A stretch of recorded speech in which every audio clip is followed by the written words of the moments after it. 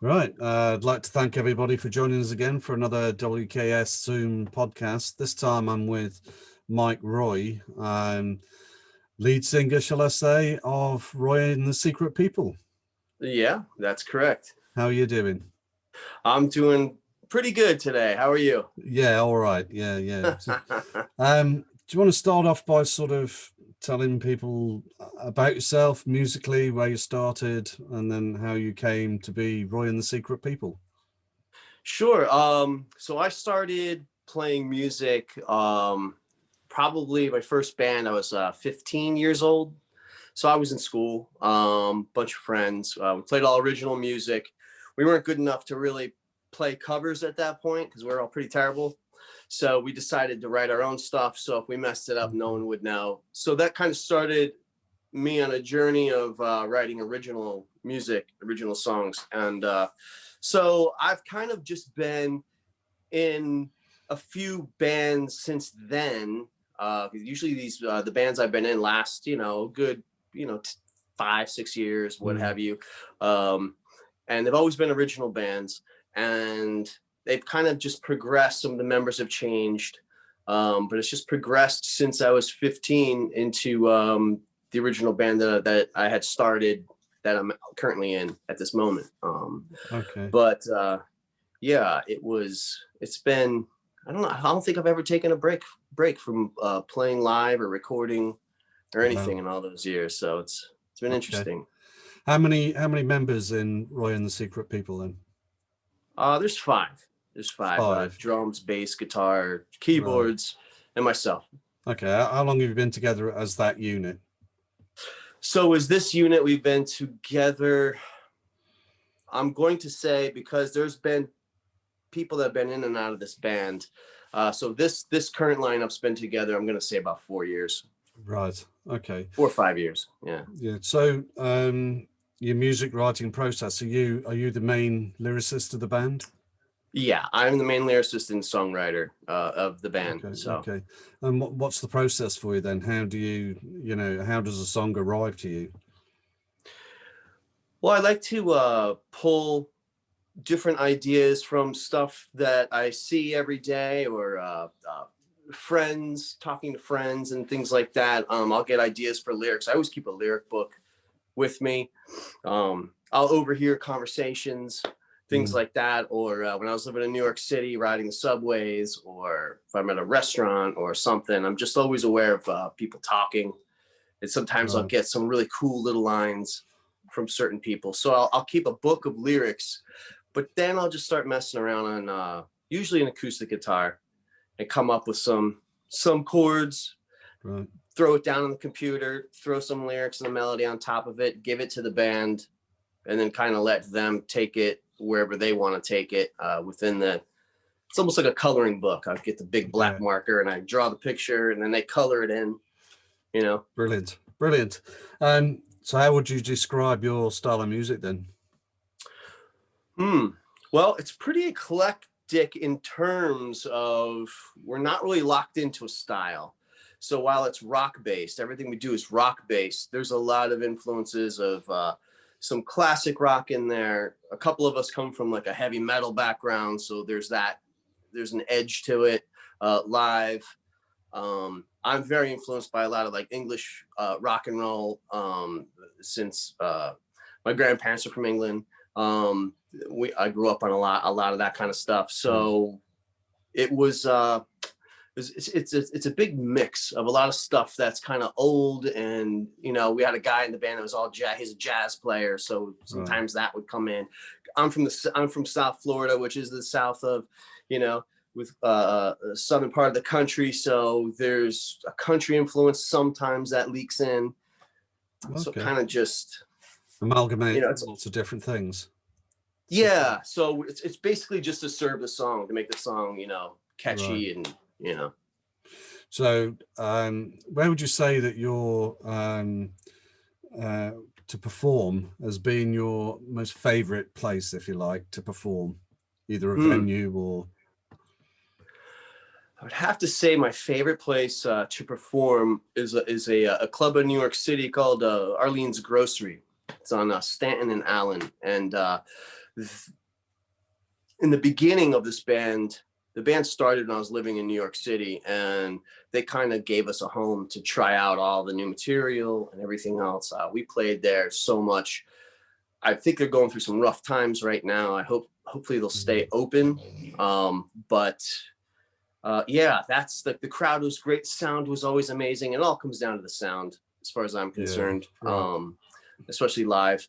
And we always had a great turnout and a lot of support from our friends, things like that. So that really gave us a big boost when we started out. So yeah, Arlene's Grocery, I would hands down. Brilliant. Brilliant. What actually inspires you then to make music? I think music came as an inspiration for me at a young age to deal with just some, typically bad family home life, the whole parents splitting up, some other factors that factored in. I think that was my way as a teenager once I discovered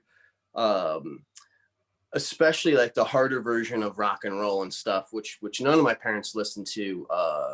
That was something that was mine, as every kid wants music that's theirs. I think I leaned on that, and that was my outlet. Right. So I think it was just more sanity than anything, as a lot of musicians will say, music definitely keeps you balanced. So yes. Yeah, brilliant. So what music is out there then? What for yourself? What things have you got? CDs, albums? We do. We have CDs. The Dinosaur CDs. We have. Let's see. We released our first vinyl record, Truck Stop Sushi, which is a weird mishmash of different stuff on it, live and studio. We released that a few years ago. We are working on our next release, which will be out in vinyl. And I'm also working on a solo project, which will be out probably by the end of the summer. Okay. So do you put a lot of stuff on the internet? Is that? Yes. So where can people find your music there then? So mostly all the outlets on the interwebs. If you type in Roi and the Secret People, it'll bring you to our webpage. Our webpage is pretty much the funnel to everything. So all the stuff is available on our website, roiandthesecretpeople.com.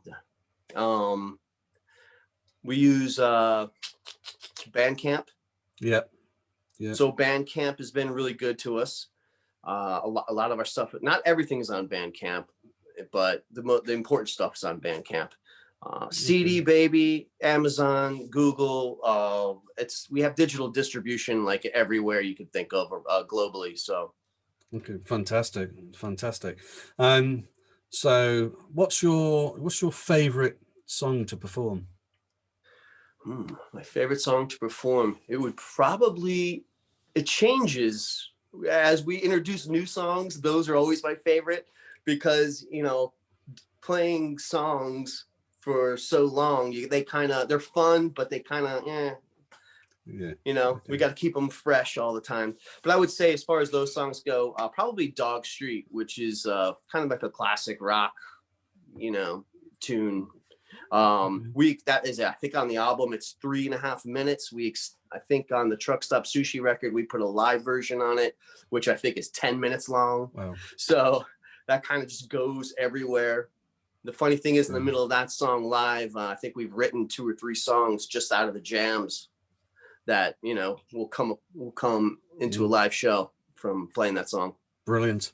Well, so how's the lockdowns? We've had several over here. I don't know what it's been like over in the States, but how's it affected you musically? Well, we definitely haven't played out since March. Well, actually, that's not true. We haven't really had a full schedule since March of last year when the lockdown for us happened. We've done 2, I guess, these virtual shows, which I don't know how I feel about that because, again, I'm a real a sound snob. So sometimes live music doesn't translate the best over, somebody's phone. Yeah. But yeah, the last two shows that we've done, 2 shows since March, both of them have been for virtual through the virtual means of Zoom or whatever they use. So are you sort of planning now for, you know, the next however long to get some live gigs together? Are you actually planning for that, or is it still like nothing there at the moment? Well, we're leaning a lot more now towards trying to navigate the waters, if you will, of what's going to happen once things start to open back up. If they open back up, who knows? Nobody ever knows. So if we do, then yeah, we'll you know, most likely just call people that we've been in contact with for booking and go back to doing more like festivals and things like that, which we were doing at the end anyway. But I think with the lockdown, the silver lining of it is we actually have been concentrating on just writing new music and exploring how to write music, you know, and send each other the MP3 files and working on them. And, you know, so we've been getting together a little bit now in a pre-production phase for some of it, but it's kind of going that way. Yeah, I mean, a lot of the bands that I talk to are doing exactly the same. They found that it's the lockdown has enabled them to concentrate more on the writing, and then also the production side, like you say, the pushing out of to different tracks to, you know, different members of the band to work on and that sort of stuff. I mean, you know, I don't know where we'd have been in a lockdown without the internet. I really don't. Right? Can you imagine? So, yeah, horrendous. Okay, so imagine you're talking to a younger version of yourself. Okay. Sure. What advice would you give yourself? The advice I would give myself would definitely be that that it's okay as a songwriter to hit a wall of having a dry spell of not having ideas or whatever, not to get too frustrated, to kind of maybe continuously change your perspective on things, especially when writing. That it's okay sometimes when there's nothing to write about. It's fun to write about nothing to write about. I think that as long as you are engaged with the fire that burns inside of you to do this kind of outlet of work and expression, it's okay if the fire gets really small, but just don't let it go out. So I think that's the main thing that drives artists, is that fire in their core. So, brilliant. You know, keep it lit, because yeah, superb. So, I mean, if it wasn't for music and musical career, what would you be doing now then? What would I be doing now? Well, let's see. That's a good question. That's a hard question to answer. Yeah. I've worked so many different things outside of music, just to make ends meet, as well, like throughout the years and stuff. I don't know. I mean, I wanted to be a psychologist for a long time in school. I was also, I come from a very military family, so it was expected for me to go to the military, which didn't happen, obviously. So I, who knows? I don't know. I don't spend a lot of time thinking about that. Fair enough. I asked this is the final question, and I ask this to every single person. Is there anybody you'd like to thank for you being here musically now? Yeah, I would definitely like to thank probably my mom, who passed away in 2000. She was a big inspiration to me growing up. After my dad had left when I was a young kid, she raised me, my brother, and my sister as a single parent, and was always very supportive of us. And when I think I was 15 when I told her what I wanted to do with my life was to play music professionally. She just was very, very supportive and just told me, well, whatever you decide to do in life, just be the best at it. the best that you can be personally. Don't ever judge your success on things around you. Always judge on the fact if you can look at yourself in the mirror in the morning and you're happy with who's looking back at you, you're successful. So wow, brilliant. Wow. Mike, look, thank you so much for giving me the time for the interview. no problem. Brilliant.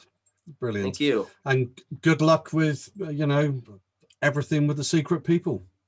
Thanks so much. I definitely appreciate it. Stay safe over there. Yeah, will do. You take care, mate. All Bye. right. Take care.